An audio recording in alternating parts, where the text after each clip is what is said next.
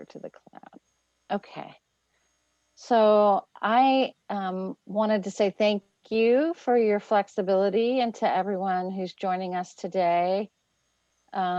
We did move it up for a week because one of our three panelists is getting major surgery on the 18th.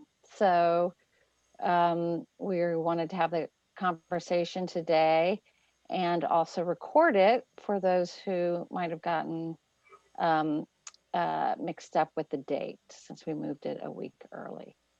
I want to thank everyone for those great videos, very informative.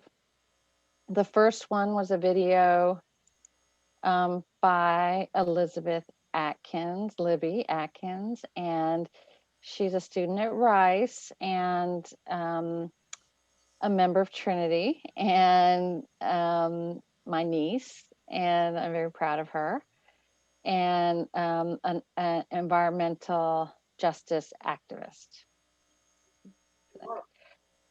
So she spoke about some policy issues, and she'll speak a little bit more about that today and some of the movement around environmental justice and the climate change crisis. And then Eric Beam gave a wonderful presentation in terms of, basic information in which to found a discussion on the scientific of the climate change crisis around global warming, greenhouse gas emissions, and all of that. I'm hesitating. My internet is unstable, but can you hear me? Just shake your head. Okay. Eric Beam is a member of Trinity also, and a geologist, and work. Well, he'll tell you a little bit more about his work for 20 years in oil and gas. Okay. Thank you, Eric, for doing that. That was a wonderful presentation that you gave. And his was the second video. And then there were two other videos by the Reverend Dr. Canon Henry L. Atkins Jr., and also known as my dad, and our theologian in residence at Trinity Episcopal Church in Houston, Texas. And very great theological work about how the environmental justice and climate change crisis affect us as Christians, some overview of the theological thinking on that, and bringing us up to speed on what Christians around the world are doing and what they're not doing and what we need to be doing.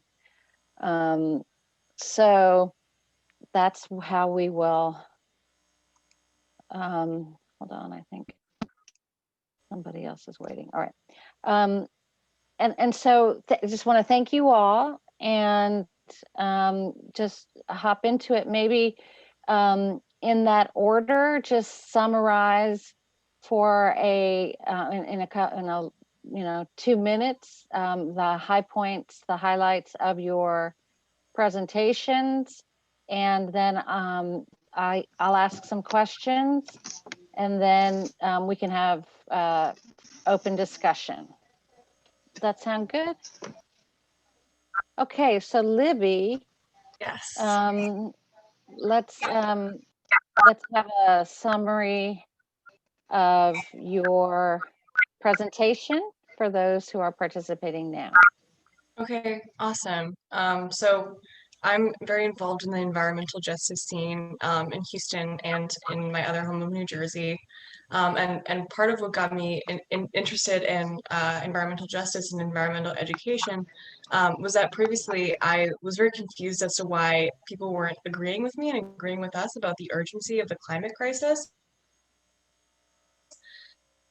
But just with like any political knowledge, it's because a lot of times they don't fully understand why the gravity is so important, and because we're not necessarily set up to understand how much this is affecting us. And as privileged Americans, we're probably going to be some of the last ones hit by the serious consequences of climate change. And it's unfair for us to just look the other way on this. So part of all of the activism that I do is getting people engaged and getting people interested about why these things are so urgent and so important. So a couple of the organizations that I'm going to talk about are Citizens Climate Strike, the Youth Climate Strike, and Sunrise Movement. And Sunrise Movement, I'm part of that specifically advocates for a Green New Deal policy, which is a congressional resolution that wants to mobilize every aspect of American society to 100% clean and renewable energy. And it's not only climate policy, it's also labor policy, ensuring that all workers have a fair and just transition into clean jobs, and for the frontline communities to have same access to clean water, safe transportation, clean transportation, all in the next 10 years. So we're looking at very macro scale adjustments here, change the way that Americans live to be a better way that we are not just above the earth, but we are part of it. And I think that it really all starts with activism and education. Thank you. Wonderful. Eric, you want to give us a summary of your video presentation? The highlights, not a Yes, I talked about what global warming is or climate change is, because some places may not warm. It's going to be a variety of change. The important thing is it's already happening. We can observe it. We've known for more than a century that increasing carbon dioxide in the atmosphere would lead to warming. It's a basic physical principle, but it's also demonstrated by the record of past climate changes before humans. When CO2 increased, things got warmer, and there's a positive feedback. Warming often results in increased CO2. We can observe increased CO2 since the beginning of the industrial era. That can be measured. We can see warming temperatures, both in historical records and now with satellites, we can get fine data all over. We can see sea level rising. Sea level has been rising along the East Coast for more than 50 years, and it's well documented. It's not just scientists, harbor masters and Coast Guard. Everyone's seeing the same thing, that the water is rising. Part of that is probably due to melting of land-based ice, but most of it is due to the warming of the water. You warm water and it expands, and it seems like not much, but there's a lot of water, so it adds up. You sometimes hear that scientists disagree, but I would think it'd be a fantastically small proportion that disagree with what I just said. Where there is some disagreement is in the future, of course, because we can't measure that, just how bad things will get. And I would say there that the disagreement is not on whether there's trouble coming or not, but on the magnitude of the trouble. And there's probably a distribution that goes from bad, and then a most likely, and then a long tail that goes off to very, very bad. So, there may be a small, we're going to be okay in that probability distribution, but probably vanishingly small. So that's where a lot of work is going now into, there's probably 40 different global circulation models for predicting future climate that all work a little bit differently computationally and physically. And of course, a big unknown is going to be what the inputs are. What are we going to do? That's the biggest unknown. Are we going to keep increasing fossil fuel consumption at our current rate? Going to level off, or are we going to manage to actually turn it back down? We don't know. So the future is quite variable, and there's a lot of legitimate disagreement about what might happen. But I don't think there's much disagreement that there's serious trouble ahead, and if we were to ignore it, then we would have very bad outcomes. Thank you. Appreciate it. Reverend Atkins.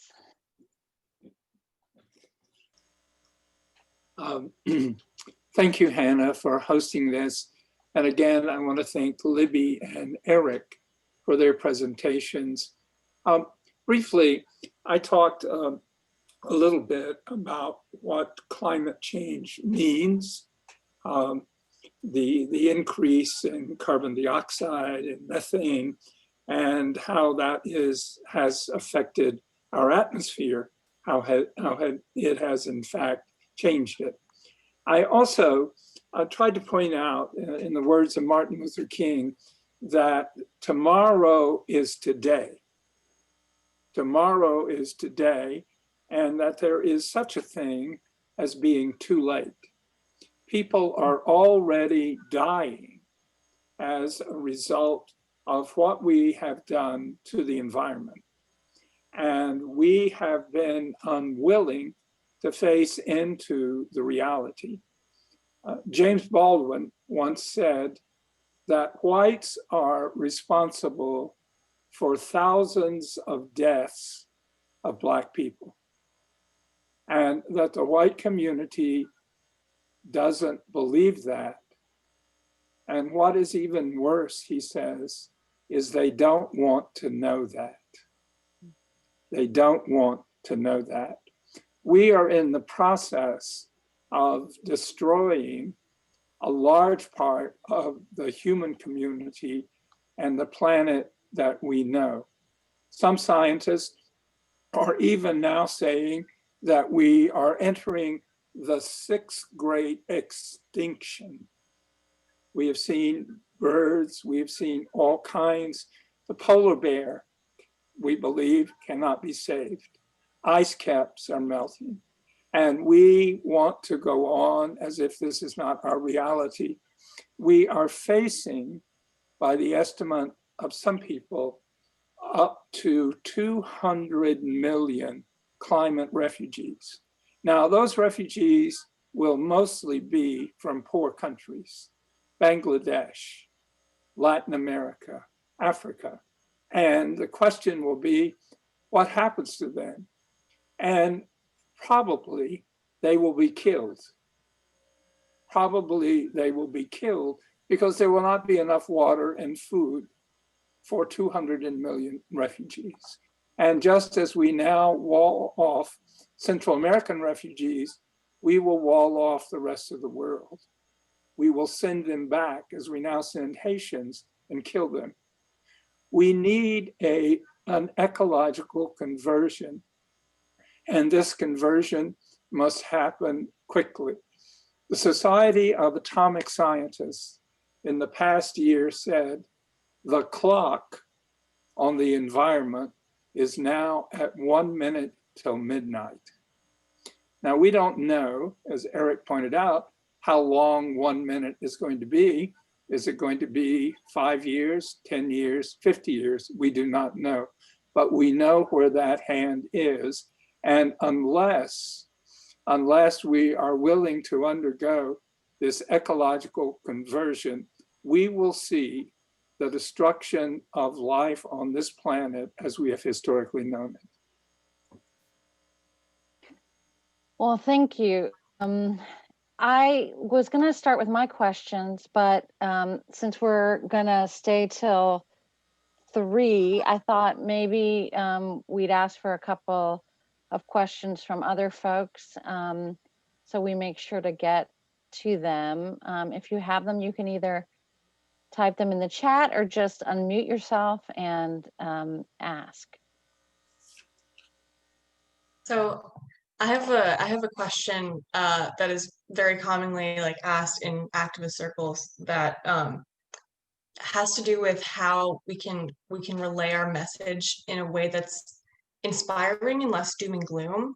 Because every time I talk about the climate crisis, I say, okay, this is incredibly urgent. Millions of people are going to die. We're not going to have any water. These cities are going to be, submerged and all this stuff. And people are like, whoa, whoa, whoa. Like, yeah, scientifically true, but what can I do? And it's really terrible because a lot of the times our individual actions are not what's going to make a big difference. The difference is going to be the corporations and the government and regulations and stuff like that. So how can we approach a climate discussion in an inspirational way, I guess, to just I guess have people take action. And a lot of it is like, you know, community based, activist based. But I just want to hear your thoughts on this.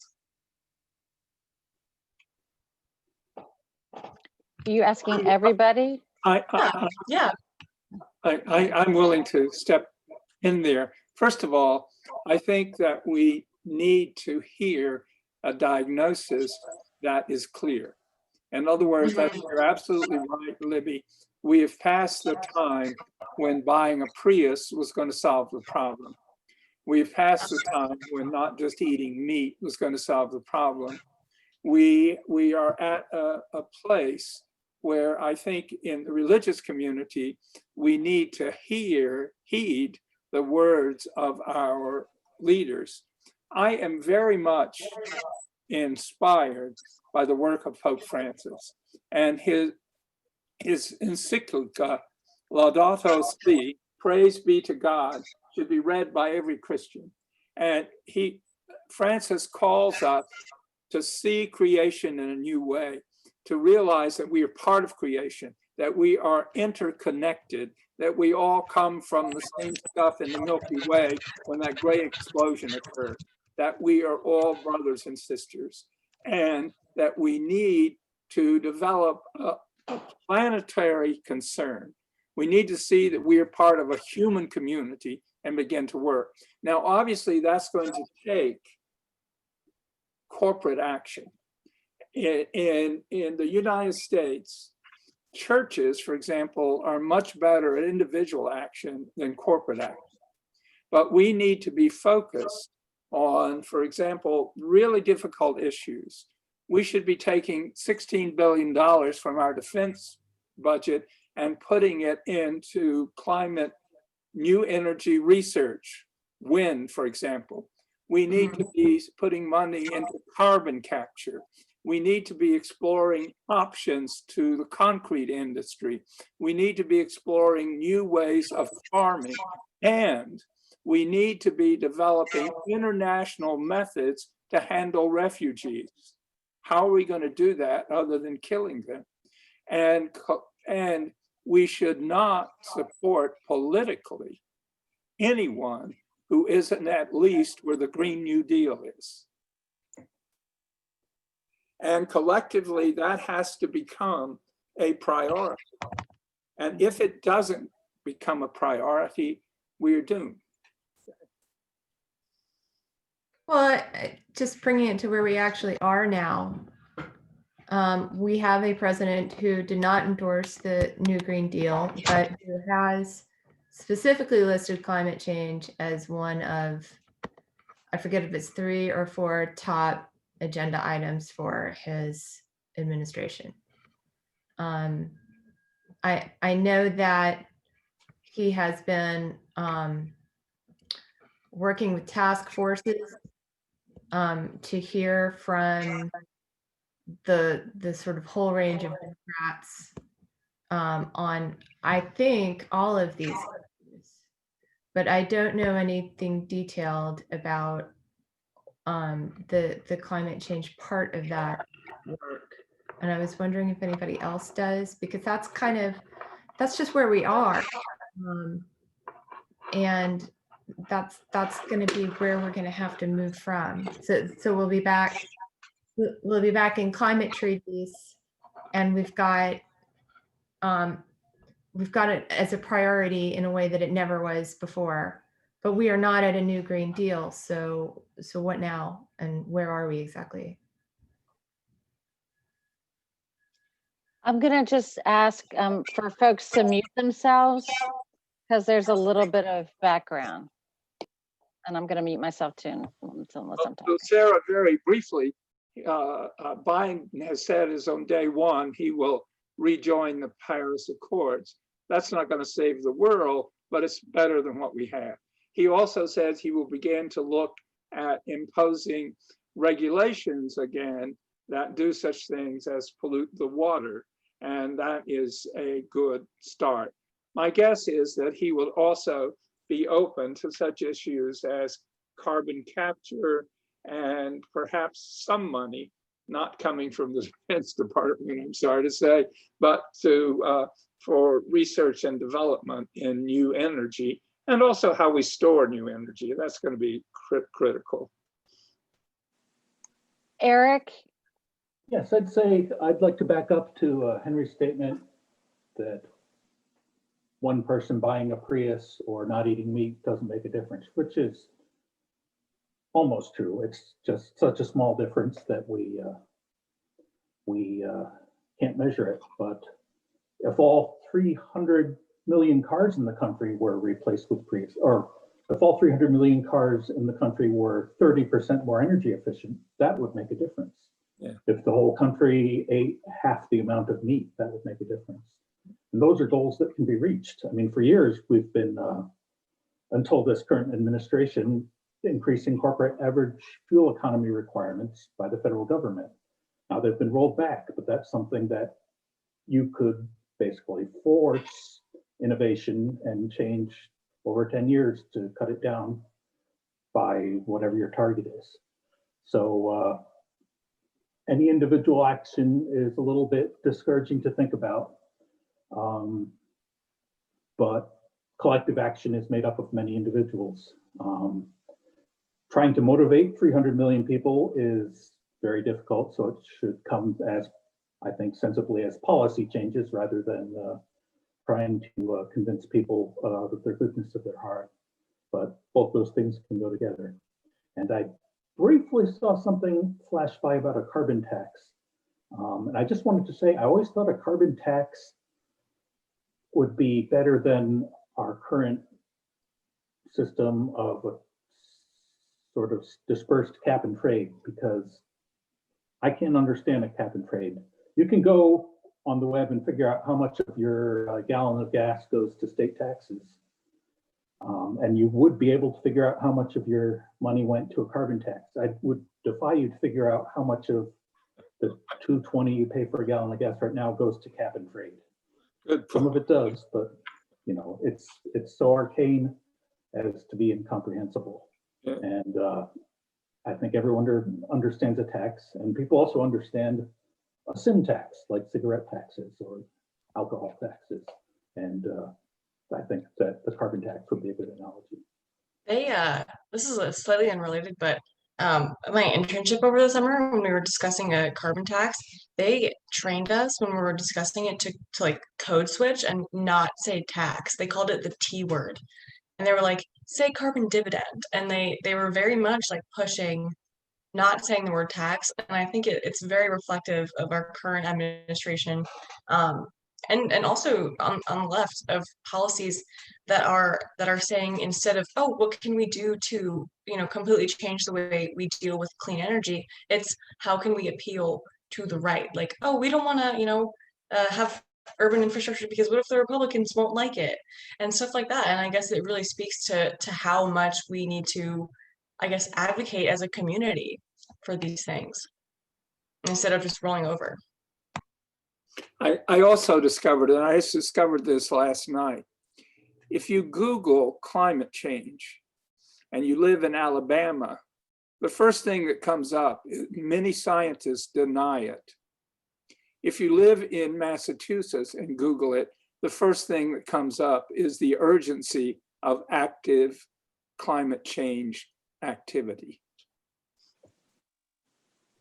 Okay, I'm gonna stop y'all there for just a second because we have a question from Teresa. Teresa, will you unmute yourself and ask the question you wrote in chat just to hear another voice? If you can. I asked, as people of faith, how do we change the message we've always heard of humans have dominion over the earth? And so that means that we conquer, we conquer, we conquer. Mm-hmm.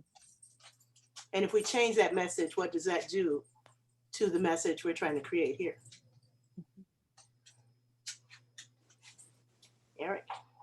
I would say dominion doesn't have to mean domination. It can mean responsibility. the earth is ours, then we have to take care of it. And you know, we're well behind the ball here, and we need to do a lot of catching up.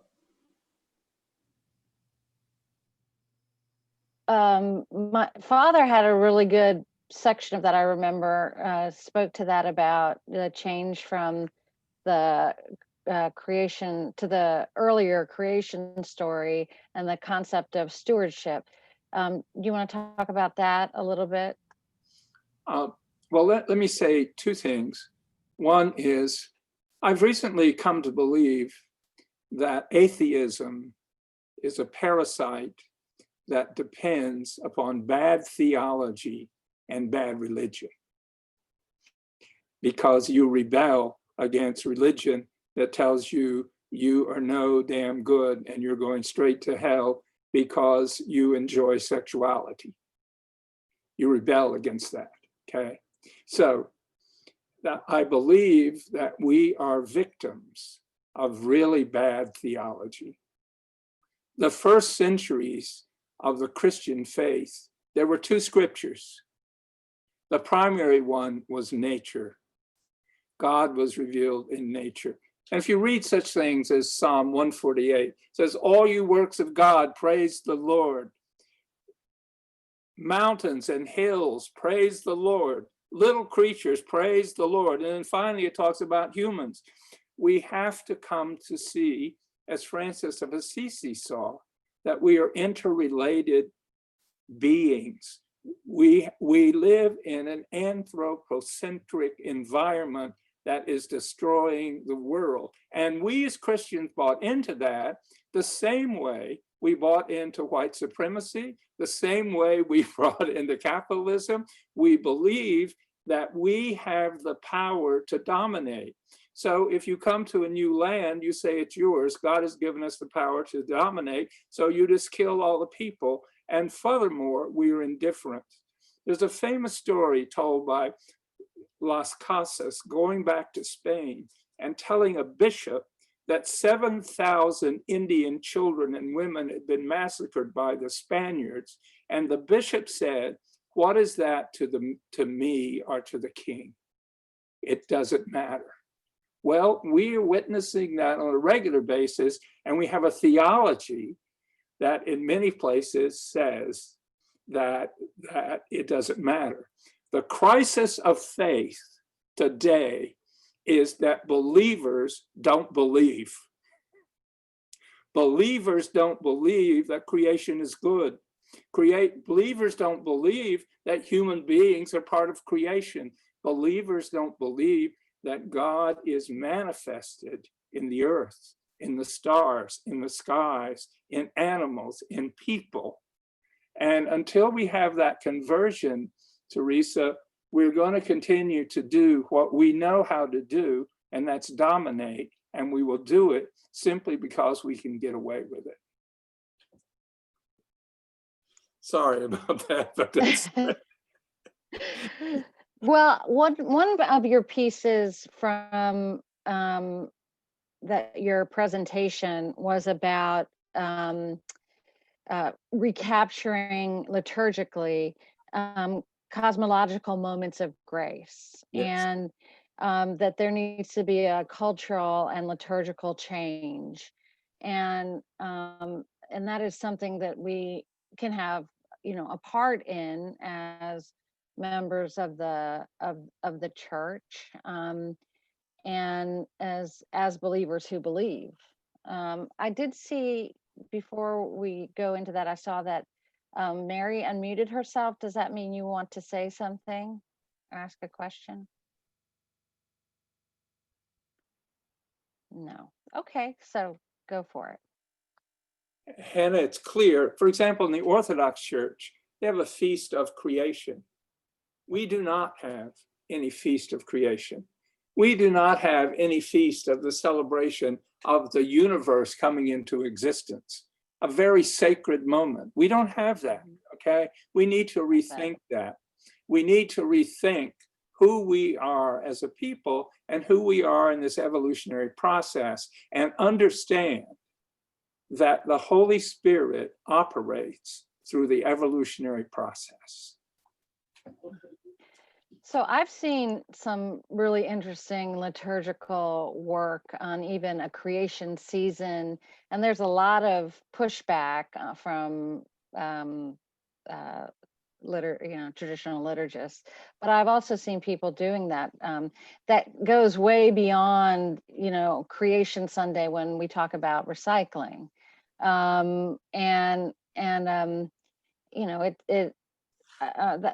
that captured my imagination, and I think that's really, really good. Some of the loudest voices of religion are negative and conservative, and they also say that well, if we believe in God, God's going to take care of it, which is again bad theology about what it means to trust in God.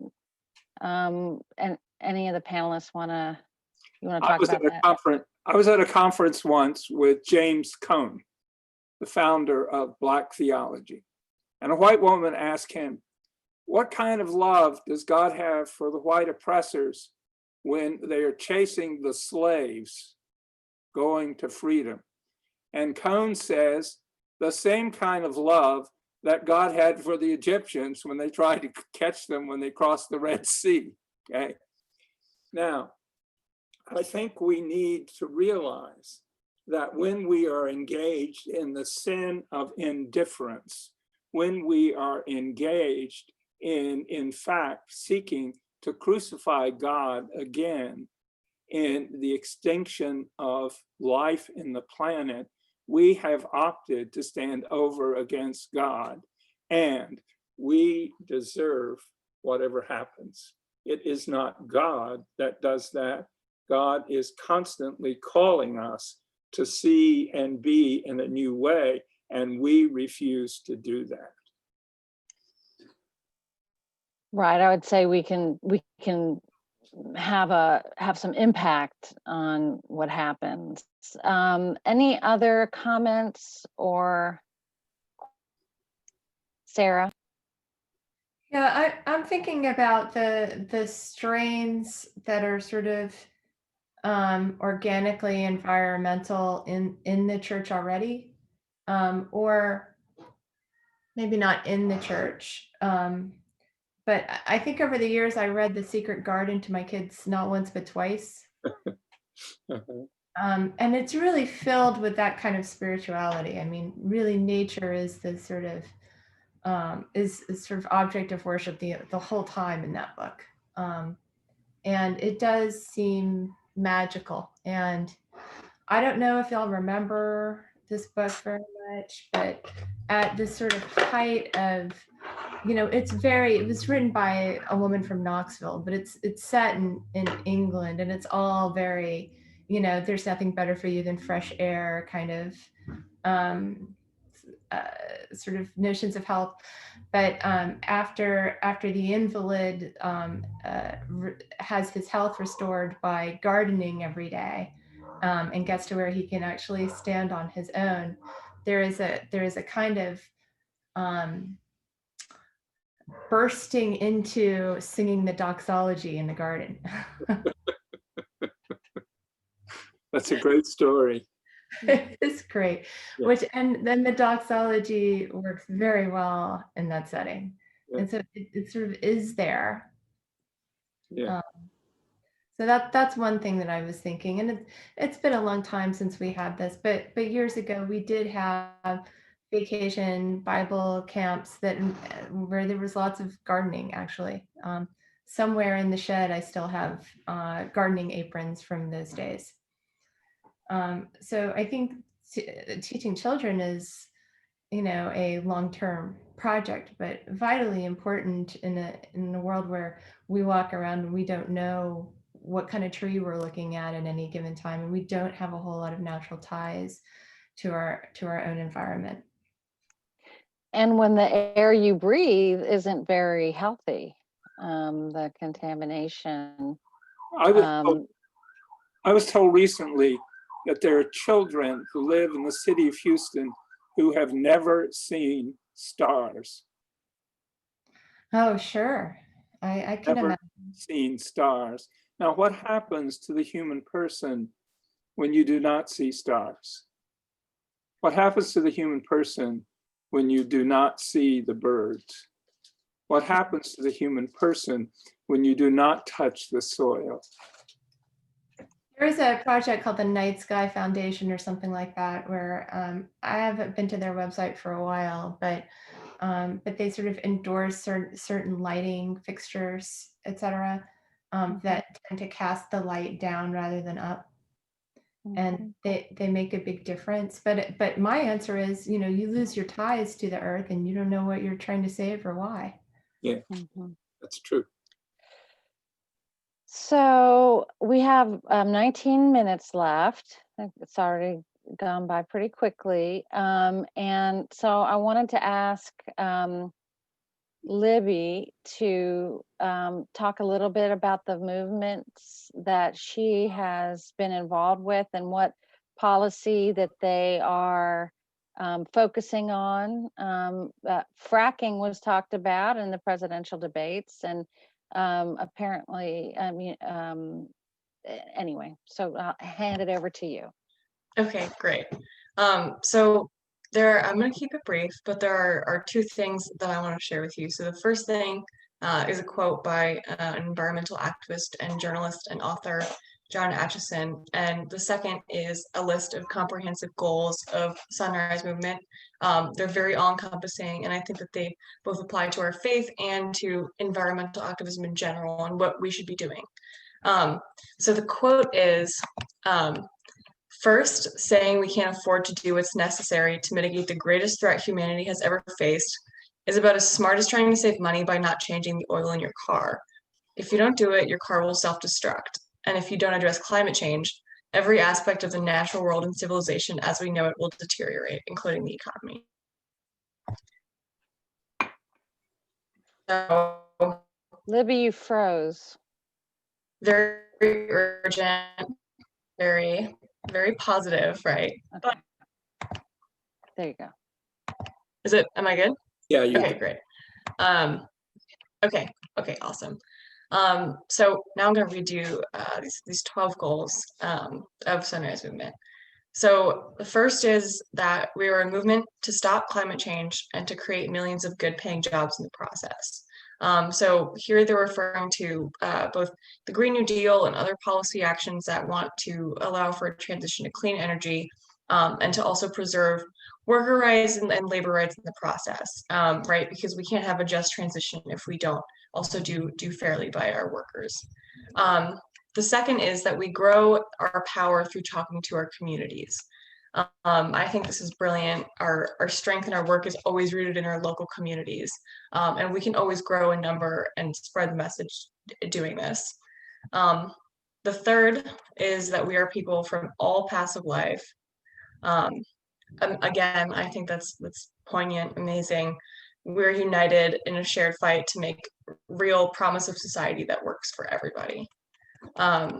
We are nonviolent, number 4, in word and deed. Number 5, we tell our stories and we honor each other's stories.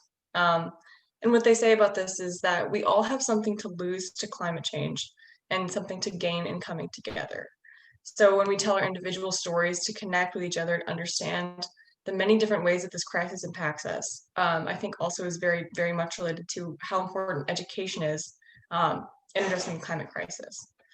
Number 6, we ask for help and we give what we can. So with any type of activism, with any type of community or grassroots movement, we all have something to offer in the movement. So sometimes I don't have time to go to a march, or I don't have time to knock on doors, or I don't have time to do anything. Even just like sharing something on Facebook or posting something on Twitter, that's doing something, and a really comprehensive activist appreciates that, you know. Number 7 is that we take initiative. So you can ask for advice, but not permission from others to make this happen.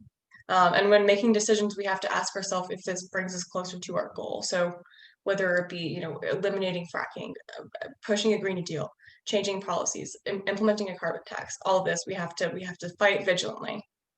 Number 8, We embrace experimentation and we learn together. So welcoming imperfections, sharing innovations, and learning honest mistakes followed by honest conversations will help us move forward. Nobody's perfect. This is really hard, but we have to take care of ourselves. Which is number 9. So we take care of ourselves, each other, in our shared home. Also, relating back to what Granddaddy was saying about us being we are not above the earth, but we are part of it. Incredibly important, I think, and we can respect that for everybody, even though it might look different for individuals. Number 10, we unite with other movements for change. So I think that this one is especially important when we talk about climate change, when we talk about theology, when we talk about policy. All of it is united, because you can't have environmental justice without racial justice, without gender justice, without socioeconomic justice. You have it all or you have none. So which leads to 11, which is we fight for the liberation of all people. So honoring and continuing the work of movements that came before us, the civil rights movement, other racial justice movements, even very recently with Black Lives Matter movements. Like we have to include that in our message, and our message of environmental justice. A common example of racial justice and environmental justice would be Flint, Michigan. And lastly, number 12, very inspirational, is that we shine bright. So even though these are sad and hard days, it's not easy work, but bringing a spirit of positivity and hope to everything we do is what's going to keep the fight strong. And so I hope that all of you are feeling equally as empowered to continue this fight. But that is all I have to say. So if anybody has any questions, please let me know. Thank you.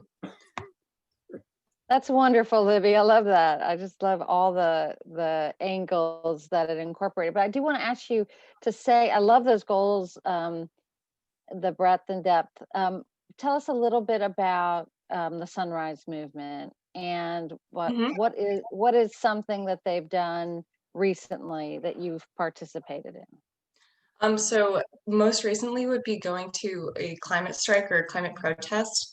A lot of the stuff that we do normally, aside from like once a week meetings, would be canvassing and handing out literature about the Green New Deal and about local policies. Another thing that I'm involved in would be candidate scorecards. So for local elections in Houston, or more like the general election, there's a team that assesses their environmental policies and rates them like on an F to A scale. So for example, like Joe Biden got a B- in climate policy. So while it's not bad, it could be better, thinking about the last debate when, they were like, we will not ban fracking. And all of us were like, oh, but yeah, so that's another thing that we do. So it's both, door knocking, protesting, and then legislative aspects. I like that. So Sarah, you can go to the Sunrise Movement website and look at the Biden. Yes, and you can do it for local candidates too. I really can't, because it's moving. Like, yeah. I mean, I actually think it's really interesting, and not just for climate change, but I heard. I was listening to NPR the other day, and there was, they brought in sort of a representative from a group that was sort of progressive. Maybe I had progressive in the title, though I wasn't familiar with it. And it was sort of like, okay, now we're going to hear criticism from the left about Biden. And that's not what I heard. What I heard was a unity message was coming from the fact that Biden was bringing everyone to different tables to work out new agendas, and sort of work out compromises and what can be done right now, basically. Or I don't think compromise is exactly the right word, but he was on board, and so I feel like I know that this is happening with environmental issues, but I don't know what they're coming up with.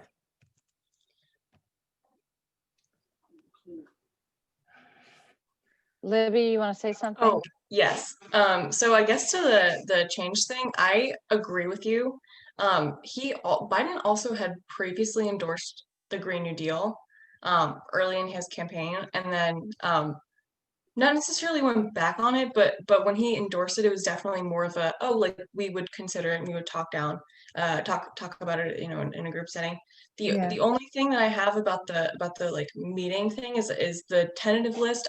This also is very subject to change, but the tentative list of his cabinet, there are not, at least from the list that I saw recently, there are not very many progressives, and like Bernie Kratz and like even Elizabeth Warren were like kind of shut out of the cabinet considerations.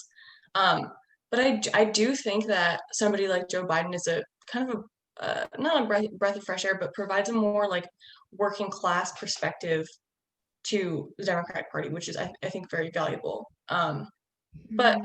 but yeah, so I think that we're not. I mean, we're looking up. We're looking up right now. Yeah, I don't say all of this to be like pro Biden. He wasn't really the candidate that I was focused on. Yeah. No, I understand.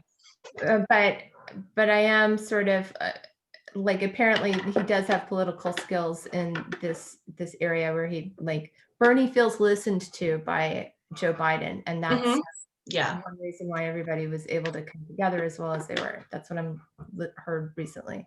Yes. Yeah, for sure. So kind of changing and going towards Eric a little bit more, who has many years in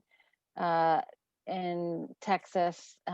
What do you think the likelihood of huge protests, even if they try to regulate fracking or ban fracking, would be?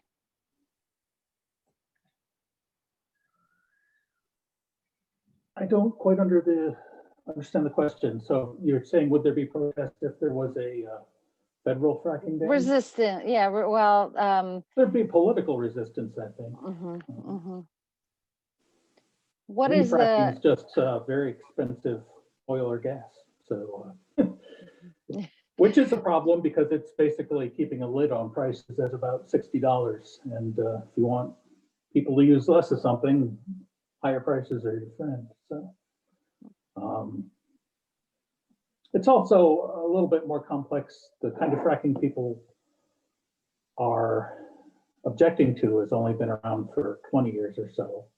Fracking is a larger subject, has been around for almost 100 years. You know, I've fracked 60 wells myself, none of them with more than 60,000 pounds of sand. The kind of things that people are objecting to are more on the order of 10 stages of 300,000, so 3 million pounds of sand.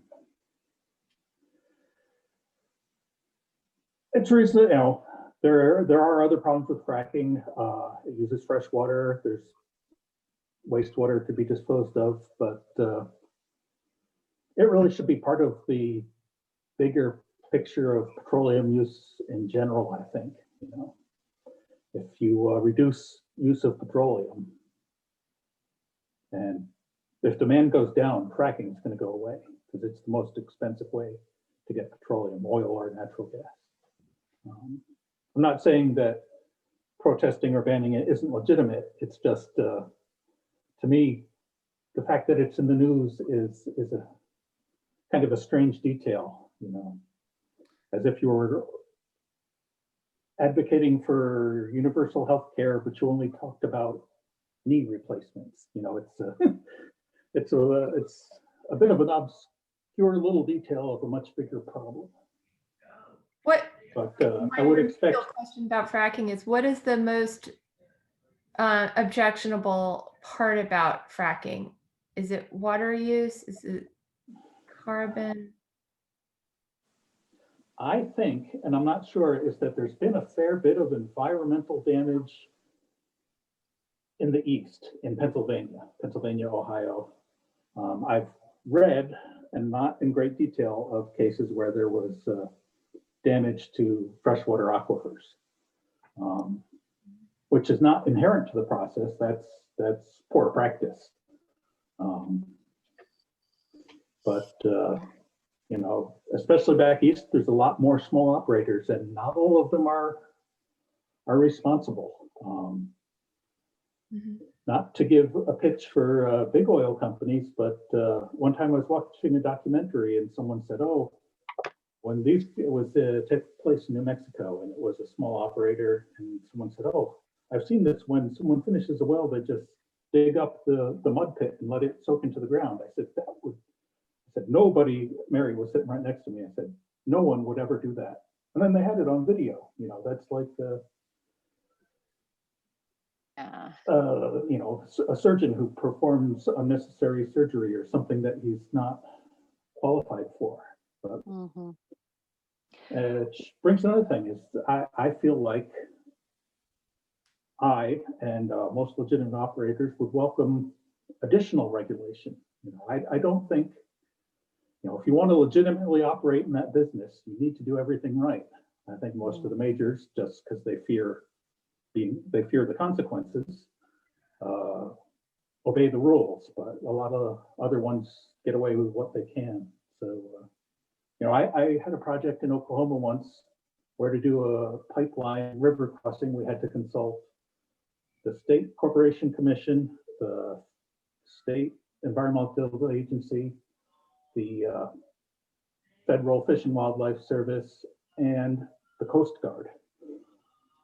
And they were all perfectly nice and did their jobs, and everything worked out fine. If there was a problem, it wasn't over-regulation, it was understaffing of the regulatory agencies. I think this bugaboo of over-regulation is more of a political stance than an actual thing. That's really I've interesting. gotten completely off your question, but No, but that I had that was more never stream of thought. thought. Sorry. I had just never thought about the understaffing of the regulatory agencies. So it is. It's got to be even worse. When I left Pennsylvania, I went to Penn State for graduate school, and there was no unconventional gas industry there at that time. And one of my office mates went to work for the Pennsylvania Department of Natural Resources. And he was in an office of 3 people, Now they were drilling, 15,000 wells a year. There's no way you can keep up with that. Wow. It becomes the Wild West where people do what they want. And I think that's the primarily problem of fracking, is that it was running loose throughout Pennsylvania and doing a lot of environmental damage. But I don't have a lot of data to back that up. Eric, I have two questions. Number one, my research has led me to believe that we're going to run out of fossil fuel in 50 years, no matter what. So it depends on how much you're willing to pay for it. So wouldn't it be in the interest of everyone to be spending money and research and development in terms of new clean energy? Absolutely. It is a finite resource. It'll run out. It's very difficult to tell when, because we keep getting new ideas. And of course, the higher the price, the more you can spend getting it. But it will run out. And 50 years is probably, 50 years is far enough that it's hard to object to that estimate. I won't be around to be corrected. And secondly, at least since James Hansen testified in 1988, I believe, the oil companies have been engaged in systematic disinformation. Mm-hmm. They knew, and they lied. And they still continue to do that. Isn't that correct? Yeah. It's certainly correct that they knew, because most scientists knew about this. There was questions even through the 80s about how much climate change was anthropogenic. The doubt steadily dwindled, but even the 80s, the National Academy of Science was saying, well, maybe it's because there's fewer volcanoes today. There were still some plausible other suspects. In fact, the eruption of Mount Pinatubo allowed them to pin down exactly the magnitude of effects of volcanoes on climate. So I don't think people were sure until the late 80s, early 90s. But certainly the general idea that CO2 is going to warm the earth has been known since the 1880s. Yeah. As far as the disinformation, I used to work for Exxon Production Research, And I think all the disinformation was run out of corporate research in New Jersey, so I didn't do that. Okay, so let's it's a little past 3 right now. So if there are any statements from the 3 panelists, if there's anything that you know, your last word, the last word. I want to say, I want everyone to read Laudato Si by Pope Francis. Read it, mark, inwardly digest. And remember that tomorrow is today. All right, thank you. Eric or Libby, anything? Not specifically, but I think that looking to our community is probably the most important way to get the message across about how important the issue of climate change is, because it's all going to affect us equally at some point, and we have to fight so that everybody has an equal chance. So, Thank you. Thank you for participating. Eric, any last word? Thank you all so much. This has been really informative, and I appreciate your time. And yes, I see Luce's comment that the one specific thing, we can do many things, but one specific thing coming out of here is to read, hold up the book again, Dad. It is the papal Laudato Si. by Pope Francis. Laudato Si. Okay. Praise be to you. By Pope Francis. Yeah. Okay. Maybe we'll do a Orbis Press, or from the Vatican, or many other places. so maybe we'll do a book study. Okay. I do want to say one last thing, and I said this in my paper. I was struck when I discovered this quote from Arnold Toynbee, who said that the only Westerner who could save the planet was Francis of Assisi. Arnold Toynbee said the only Westerner who could save the planet was Francis of Assisi. We need to embrace that theology. And I see Sarah saying, would you be willing to lecture at St. Francis School about St. Francis and climate change? That's a conversation for afterwards, but I wanted to make sure you saw that. All right, thank you very much, and thank you for participating. I love that, Teresa, that you're going to pitch an idea to Sojourners. They've done some stuff on climate change, but we'll see you later, and you write beautifully, so I look forward to seeing that if that happens. All right, bye-bye, everybody. Bye, everybody. Thank you.